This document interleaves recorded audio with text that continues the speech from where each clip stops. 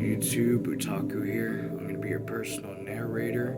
We're going to be getting back into it on page 370, The Grapes of Wrath. If you haven't been here before, I please advise you to go over to the channel description to find out what this channel is all about and who it's made for. If you have been here before, please grab your inhalation equipment and let's begin the eucalyptus ritual. Clink, clink, clink. Almost dropped it.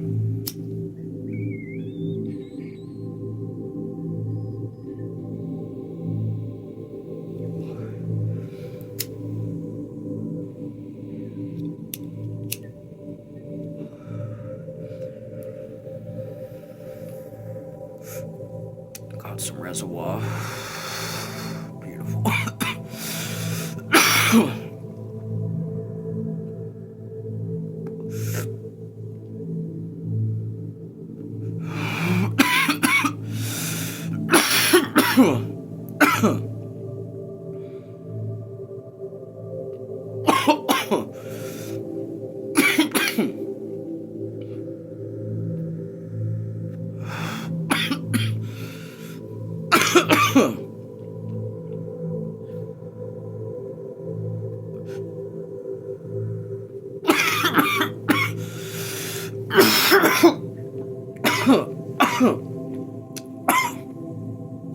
Oh yeah, we get some deep reserves tonight.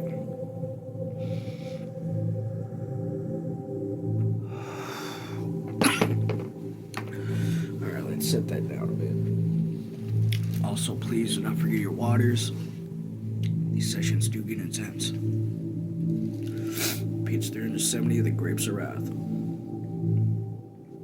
Al said, almost, about 2 inches down. Should get us to that place, Tom said. Ma posed a dish over the bucket. Well, she demanded. Tom said, you win, we'll move on. I guess, huh, Paul? Guess we oughta, Paul said. Ma glanced at him. When? Well, no need waiting. Might as well go in the morning. We got to go in the morning. I told you what's left. Now, Ma, don't think I want to go. I ain't had a good gutful of eat in 2 weeks. Of course I filled up, but I didn't take no good from it. Ma plugged the dish with the bucket. We'll go in the morning, she said. Paul sniffled. Seems like times are changing, he said sarcastically. Times was when a man said what we do. Seems like a woman is telling us now. Seems like it's pretty near time to get out a stick. Ma put the clean dripping tin dish out of a box. She smiled down at her work. You got your stick, Paul, she said. Times when there's food and a place to set, then maybe you could use your stick and keep your skin whole. But you ain't a-doing your job, either a thinking or a working. And if you was, why, you could use your stick. And women and folks sniffing their noses and creeping moseying around, but you just get you a stick now, and you ain't licking no women. You're a fighter. 'Cause I got a stick all laid out too. Paul grinned with embarrassment. Now it ain't no good to have a little fella hear you talking like that, he said. You get some bacon inside that little fella before you come tell him what else is good for him, said Ma. Paul got up in disgust and moved away, and Uncle John followed him.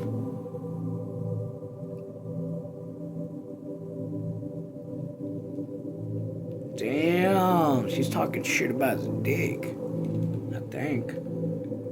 Ma's hands were busy in the water, and she watched them go, and she said proudly to Tom, he's all right. He ain't beat. He likes us not to take a smack at me.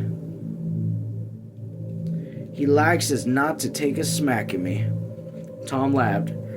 You just a trailing him on? Sure, said Ma. Take a man, He can get worried and he'll eat out his liver, and pretty soon he'll just lay there and die with his heart on out. But if you could take and make him mad, why, he'll be alright. Paul, he didn't say nothing, but he's mad now. He'll show me now. He's alright. Al got up. I'm gonna walk down the road, he said. Better see if the truck's gonna be... This is Tom talking. Better see if the truck's gonna be ready. Tom warned him. She's ready. If she ain't, I'll turn 'em on you. She's ready. Al strolled jauntily along the row of tents. Tom sighed. I'm going to write down jauntily.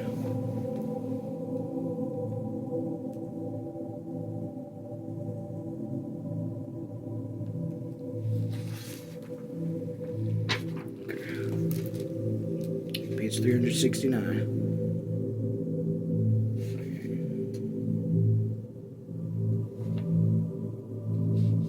Okay, yeah, I was about to say. Tom sighed. I'm getting tired, Ma. How about making me mad? You got more sense, Tom. I don't need to make you mad. I got to lean on you. Them others, they're kind of strangers. All but you. You won't give up, Tom. The job fell on him. I don't like it, he said. I want to go out like Al. I want to go get mad like Paul. I want to go get drunk like Uncle John. Paul shook his head. You can't, Tom. I know. I know from the time you was a little filly you can't. There's some folks that just throw themselves at nothing more. There's Al. He's just a young fella after a girl. He was never like that, Tom. Sure I was, said Tom. Still am. No, you ain't. Everything you do is more'n you. When they send you up to prison, I knows it. You're spoken for. Now, Ma, cut it out. It ain't true. It's all in your head. She stacked the knives and forks on top of a plate. Maybe it is all in my head. Rosa Sharon, you wipe up this here and put him away. The girl got breathlessly onto her feet, and her swollen middle hung out in front of her. Swollen middle, her pregnant belly. She moved sluggishly to the box and picked up a washed dish. Tom said, "Getting so tired, full and pulling her eyes wide." "Don't you go with Jolene," said Ma. "She's doing good. You go along and you go by and anybody you want." "Okay," he said. "Gonna see how far it is up there." Ma said to the girl, "He ain't trying stuff like that to make you feel bad. Where's Ruthie or Winefield?" "They snuck off with Paul. I seen him." "We'll leave him go. We'll leave him and go." Rosa Sharon moved sluggishly about her work. Ma inspected her cautiously. "You feeling pretty good? Question mark. Your cheeks are kind of saggy." "I ain't had milk like they said I oughta." "I know. We just don't have no milk," Ma said. Rosa Sharon said dully, "If Connie hadn't went away, we'd have a little house by now, with him studying and all. Would get milk like I need. Would have had a nice baby. So your baby ain't gonna be no good. I oughta had a milk." She reached on her apron pocket and pulled something into her mouth. Ma said, "I seen you nibbling on something. What you eating?" "Nothing." "Come on, what you nibbling on?" "Just a piece of slack lime. Found a big hunk." "Why, that's just like eating dirt." "Kinda feel like I want it." Ma was silent. She spread her knees and tightened her skirt. "I know," she said at last. "I ate coal once when I was in the family way, and I ate a big piece of coal. Grandma says I shouldn't. Don't you say that about a baby. You got no right to even think about it." "Got no husband, got no milk. What am I to do?" Rosa Sharon said. Aw. This is so sad. Ma said, "If you was a well girl, I'd take a whack at you. Right in the face." She got up and went inside the tent. Came out and stood in front of Rosa Sharon. She held out her hand. "Look." The small golden earrings went to her hand. "These is for you." The girl's eyes brightened for a moment, and then she looked aside. "I ain't pierced, though." "Well, I'm gonna get you pierced." Ma hurried back into the tent. She came back with a cardboard box. Hurriedly, she threaded a needle, doubled the needle, and tied a series of knots in it. She threaded a second needle and knotted the thread. In the box, she found a piece of cork. "It'll hurt. It's gonna hurt." Ma stepped to her, put the cork in the back of her earlobe, and pushed the needle through the ear into the cork. The girl twitched. "It sticks. It'll hurt." No more than that, though. "No more than that, though," Ma said. "Yes, it will," said Rosa Sharon. "Well, then, let's see the other ear first." She placed the cork and pierced the other ear. "It'll hurt." "Hush," said Ma. "It's all done." Rosa Sharon looked at her in wonder. Ma clipped the needles off and pulled one knot to each thread through the lobes. "Now, every day we'll put one knot over, and in a couple weeks it'll be all well and you can wear them. Here, they're yours now. You can keep them." Rosa Sharon touched her ears tenderly and looked at the tiny spots of blood on her fingers. "It didn't hurt, just stung a little." "You ought to be pierced a long time ago," said Ma. She looked at the girl's face and smiled in triumph. "Now get them dishes all done up.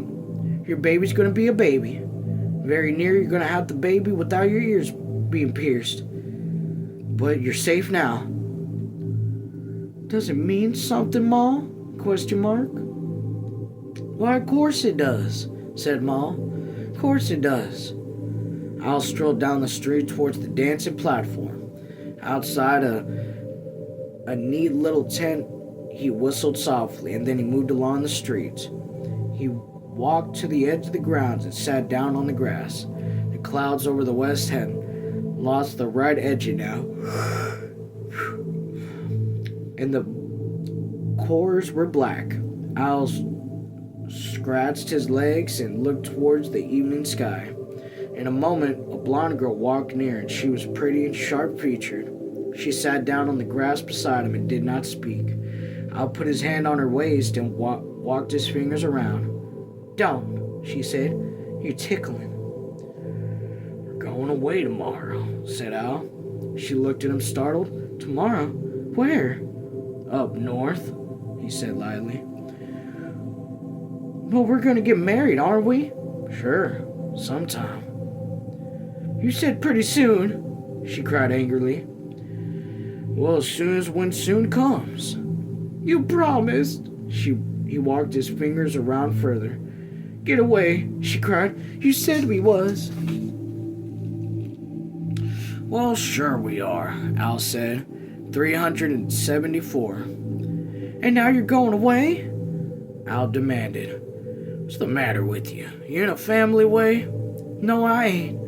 Al laughed. "Just been wasting my time here, huh?" Her chin shot out, and she jumped to her feet. "You get away from me, Al Joel. I don't want to see you no more." "Oh, come on. What's the matter?" "You think you're just hell on wheels, don't you?" "Now, wait a minute. You think I gotta go out with you? Well, I don't. I got lots of chances. Now, just wait a minute." "No, sir. You get away." Al lunged suddenly, caught her by the ankle, and tripped her. He grabbed her when she fell and held her and put her hand over her angry mouth. She tried to bite his palm, but he cupped it over her mouth. "What the fuck are you doing, Al? Is this gonna work out for him?" And he held her down with his other arm, and in a moment she laid still. In a moment they were giggling together in the dry grass. "What the actual fuck?" "Why, we was coming back pretty soon," said Al, "and I'll have a pocket full of Jack." We'll go down to Hollywood and see the pictures. She was lying on her back. Al bent over her, and he saw the bright evening stars reflect in her eyes, and he saw the black cloud reflect in her eyes. We'll go on a train, he said. How long you think you'll be? She asked. Oh, maybe a month, he said. The evening dark came down, and Paul and Uncle John squatted with the leads of family out by the office. They studied the night and the future. The little manager in his white cloths, frayed and clean, rested his elbows on the porch rail. His eyes were drawn and tired. Hudson looked up at him. You better get some sleep, mister. I guess I oughta. Baby born last night at Unit 3.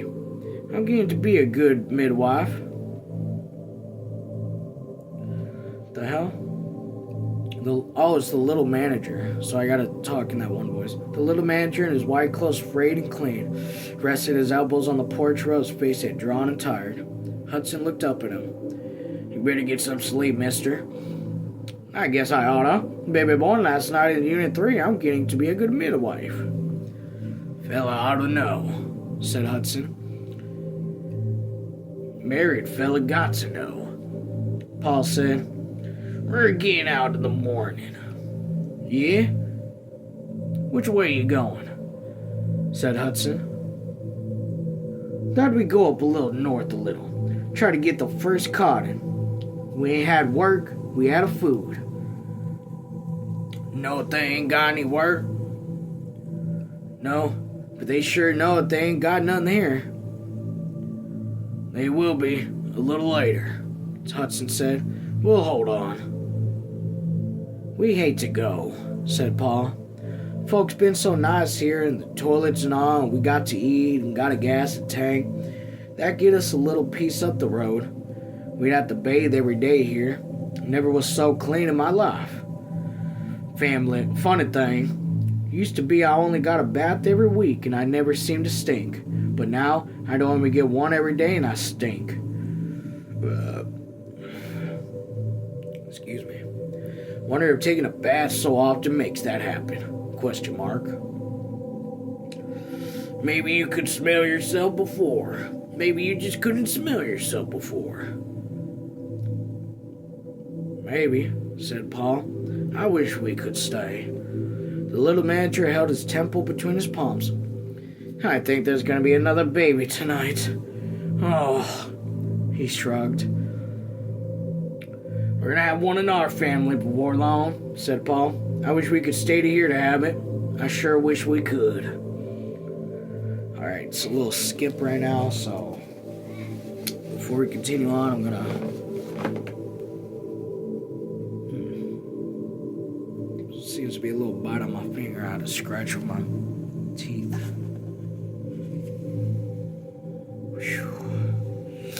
Alright. Clink, clink, clink.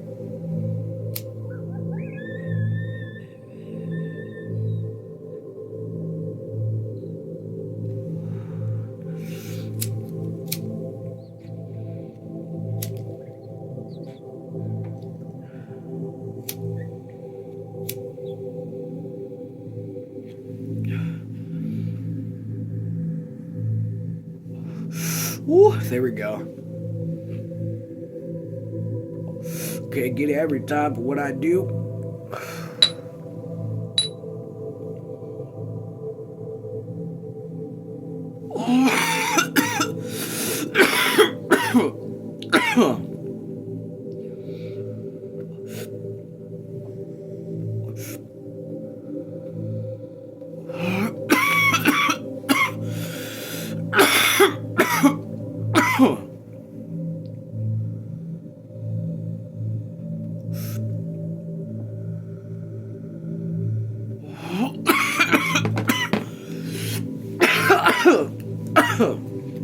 Alright. Page bottom of page 375, where that break is. If you know, you know. Tom and Willie and Joel, the half-breed, sat on the edge of the dance floor and swung their feet. I got a sack of drums, Joel said, Like a smoke? Question mark. I sure would, said Tom. Ain't had a smoke for a hell of a long time. He rolled the brown cigarette carefully and kept down the loss of the tobacco. Well, sir, we'll be sorry to see you go. Oh, it's Willie talking, my bad. Well, sir, we'll be sorry to see you go, said Willie. You folks is good folks. Tom lighted his cigarette. I've been thinking about it a lot. Jesus Christ, I wish we could just settle down here. Joel took back his drum. It ain't nice, he said. I got a little girl. Thought when I came out here she'd had some schooling. But hell, we ain't in one place hardly long enough. Jesus gets it going, just get us going, and we got to go and drag on. I hope we don't see no more Hovervilles, said Tom. I really was scared of that place. 376. Deputies push you around? I was scared I'd kill somebody, said Tom. Was only there a little while, but I was stirring around the whole time. Deputy comes and tries to pick on a friend just because I was talking on turn. I was just stewing all the time there. Ever been in a strike? Question mark, Willie asked. No. Well, I've been thinking a lot. Why don't them deputies get in here and raise hell like every other place? Question mark. Think the little guy in the office is stopping them? No, sir. Well, what is? Joel asked. I'll tell you. It's because we're all working together. Deputy can't pick on one fella in his camp. He's picking on the whole darn camp. And he don't dare. All we got to do is give him a yell and the 200 men out and fellow organizer for the union we're talking out to the road. He says we could do all that any place. Just stick together. They ain't raising hell with no 200 men. They're picking on one man. Yeah, this is exactly what happened at the Hover camp. They just picked on one dude and it made everybody else anxious enough that, 200 people basically attacked them. But it was really just like 3 or 4. Might as well have been the whole camp, though, because you're crossing the whole camp right now.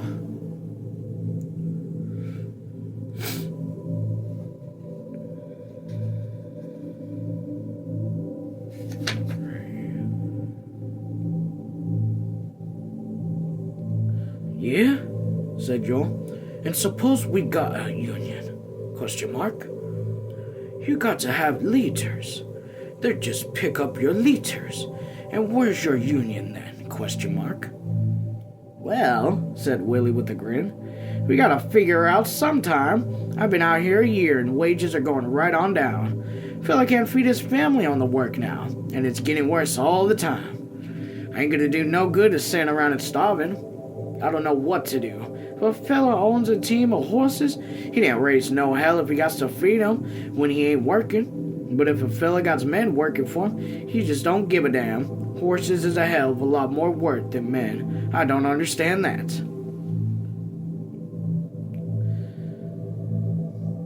Yes. So I just don't want to think about it, said Joel. And I had to think about it. I got this here little girl. I know how pretty she is. One week they gave her a prize in this camp because she's so pretty. Well, what are they gonna happen to her? Question mark. She's getting spidey. I ain't gonna stand it. She's so pretty. I'm gonna burst out. How? Question mark. Willie asked. What are you gonna do? Steal some stuff and get in jail? Kill somebody and get hung? I don't know, said Joel. Gets me nuts every time thinking about it. Gets me clear nuts. I'm gonna miss them dances, said Tom. This was some of the nicest dances I've ever been in. Well, I'm gonna turn in, guys. So long. I've been seeing you someplace. He shook hands with both of them. Sure you will, said Joel. Well, so long. Tom moved away into the darkness. Page 377. I guess this would be a good place. I'll read the first page, or I'll read the first sentence. In the darkness of the jewel tent, Ruthie and Whitefield laid on their mattress, and Ma lay beside them. Ruthie whispered, "Ma?" Okay, 377. Thank you for your time. Y'all take care. Peace.